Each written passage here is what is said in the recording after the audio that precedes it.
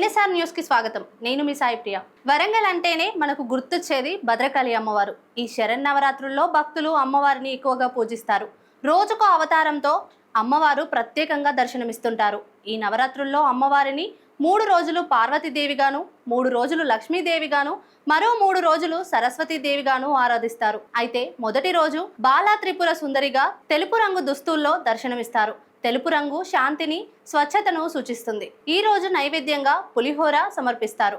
రెండవ రోజు ఎరుపు రంగు దుస్తుల్లో గాయత్రీదేవి అలంకరణలో దర్శనమిస్తారు. ఎరుపు రంగు అంటే అభిరుచికి, బలానికి ప్రతీక. అమ్మవారికి ఈ రోజు నైవేద్యంగా పాయసం సమర్పిస్తారు. మూడవ రోజు నీలం రంగు దుస్తుల్లో అన్నపూర్ణాదేవి అలంకరణలో చాలా అందంగా కనిపిస్తారు. ఈ రోజు నైవేద్యంగా మొక్కజొన్నతో చేసిన వడలు సమర్పిస్తారు. నాలుగవ రోజు మహాలక్ష్మిగా పసుపు రంగు దుస్తుల్లో అవతరిస్తారు. పసుపు రంగు అంటే ప్రకాశానికి, జయానికి రూపం. నైవేద్యంగా రవ్వ కేసరిని పెడతారు. ఐదవ రోజు లలితాదేవి రూపంలో ఆకుపచ్చ రంగు దుస్తుల్లో కనిపిస్తారు.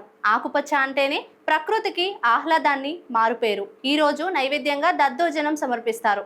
ఆరవ రోజు మహాచండిగా బూడిద రంగు దుస్తుల్లో దర్శనమిస్తారు.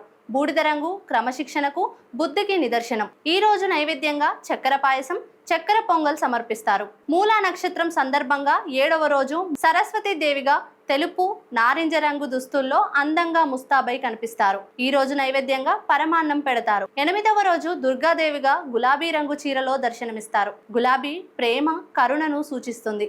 నైవేద్యంగా శాకాన్నం లేదా కలగుర పులుసు సమర్పిస్తారు. 9వ రోజు మహిషాసుర వర్ధిని రూపంలో ఉదారంగు చీరలో కనిపిస్తారు. ఈ రోజు నైవేద్యంగా చక్కెర పొంగలి పెడతారు. ఇక చివరి రోజు అయిన దసరా రోజు రాజేశ్వరి మాతగా భక్తులను కనువిందు చేస్తారు. ఈ నవరాత్రుల్లో అమ్మవారిని పూజించిన వారికి 10 జన్మల పాపాలు తొలగిపోతాయని, సకల సిద్ధులు లభిస్తాయని మన శాస్త్రాలు, పూర్వీకులు చెప్తున్నారు.